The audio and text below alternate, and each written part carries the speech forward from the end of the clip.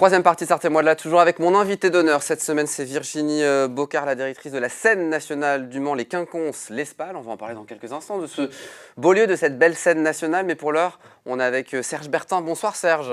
Bonsoir. J'ai pas utilisé de superlatif, tu vois. Non, ça va. Présentation très simple. Ce soir, on va remonter le temps, c'est ce que je t'ai demandé.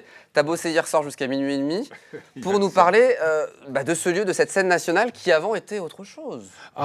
Les Jacobins, c'était la place le lieu des Jacobins, c'était un endroit assez très vite dédié au théâtre, dédié à la culture. D'abord, il y avait une salle, la salle des spectacles qu'on appelait, qui avait été créée en 1776 et qui se trouvait à peu près à côté du Carré Plantagenet.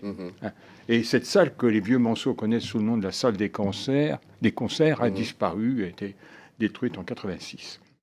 Et puis de l'autre côté de la place, il y avait sous la Révolution il faut dire qu'avant c'était un couvent, le couvent des Cordeliers. Et sur l'emplacement du couvent des Cordeliers, l'ingénieur Bruyère, pendant la Révolution, avait proposé d'aménager de belles terrasses et avec beaucoup de verdure.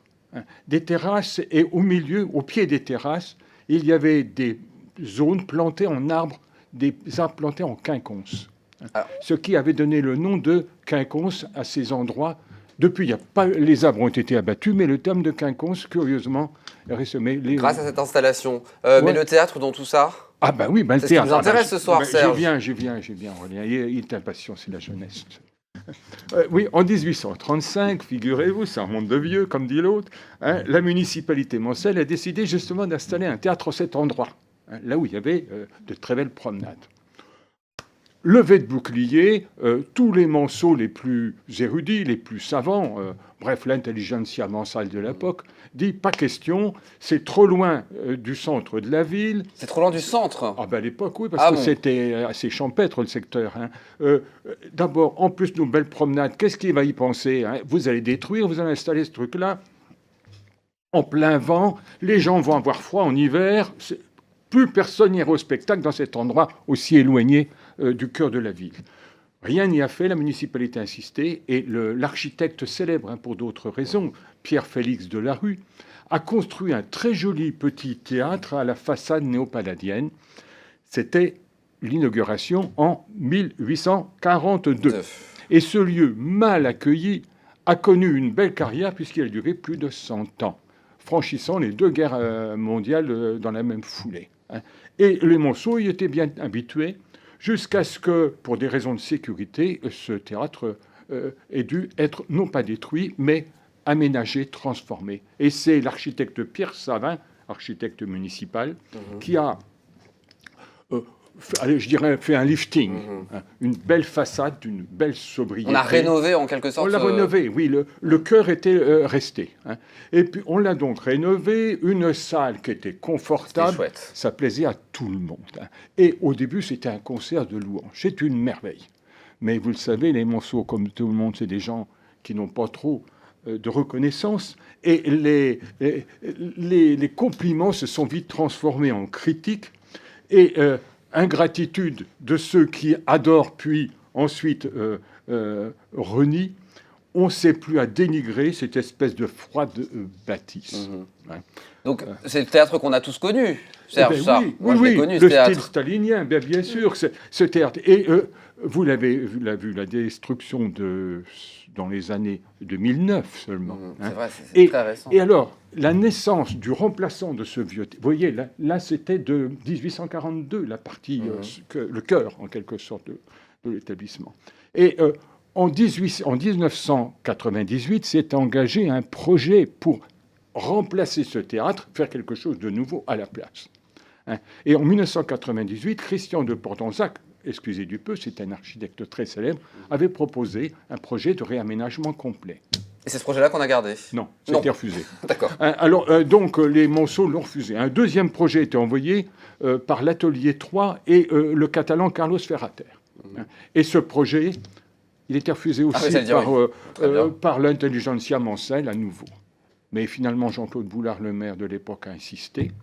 Il a dit, il n'y a pas question, je refais ce théâtre. Et c'est ainsi que le 26 avril 2014, Jean-Claude Boulard inaugurait ce centre culturel des Jacobins associant cinéma et théâtre, donc la scène nationale du Mans Quinconce l'Espal, que Virginie, vous dirigez de main de maîtresse.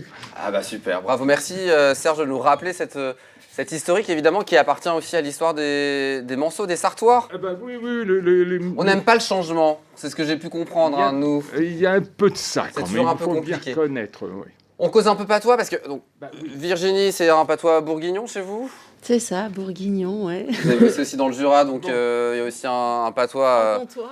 Bon, il y a une lecture à faire, c'est ça? Oui, Absolument. Alors, ce petit ouvrage, je vous le conseille.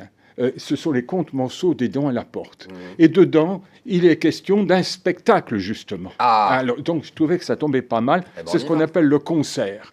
Et ce concert, je cite, ça se passait sur cette pièce des Jacobins, Génial. sur une espèce de repousoir à côté à Montérante. Alors, ce repousoir à côté à Montérante, ben, c'était tout simplement le kiosque à musique que les vieux Manceaux connaissaient bien, qui se trouvait derrière les terrains, il n'y a pas de tortilla. Hein. Et donc, voilà ce qu'on dit à un moment donné, Déant à la porte. Il décrit une scène, un ballet, sur ce repousoir, c'est-à-dire dans ce kiosque. Et la phrase commence par « Figurez-vous, 12 grandes femelles. » Qu'est-ce que c'est qu'une femelle? Les femmes, Eh bien oui. Figurez-vous, 12 grandes femelles, les pattes nues. les pattes nues, habillées dans le de nuit, qui tournaient et viraient sans rien dire, comme si elle avait Oh là là. joué Ouais, à ouais. Colin Moroyor. Alors ça déjà c'est hyper misogyne, j'ai pas tout compris mais on le sent. Qu'est-ce que ça donne si on essaie de le parler en patois? Ça a l'air- Ça, figurez-vous, 12 grandes femmes, les jambes nues, habillées. Dans Dans le le- nuit. Dans une petite tenue Oui, peut-être, c'est non? ça. Oui, dans la tenue, Petite dans leur tenue. robe de nuit, dans Dans leur la robe de De nuit, nuit, oui, ouais. oui. Qui tournaient et viraient sans rien dire, comme si elles allaient jouer à Colin Ah, Maillard. Maillard. Bravo, mais Bon. oui. Une critique des femmes et de la culture à l'époque. Non, c'est pas une critique des Non femmes. Ah, je suis pas d'accord. Bon. Et une femelle, c'était pas du tout une critique. Non mais dire qu'elle Euh, tournoyait comme ça sans... Ben oui, mais le gars qui est un peu naïf, quand Oui, il c'est voit vrai. des gens danser, il comprend pas. C'est une approche plutôt naïve de la On culture. gardera cette Ouais, ouais, logique-là. non, mais rien contre les femmes. Très bien. Merci Serge, on va s'arrêter là. Bien sûr. Merci pour ce beau rappel historique de notre théâtre Bon, je municipal. sais pas, mais en tout cas, un rappel nécessaire. Oui, merci beaucoup. Virginie, on reste ensemble. Oui. On va parler évidemment dans un instant de cette scène nationale et puis de sa programmation à venir. Ne bougez pas, à tout de suite et merci à Serge encore.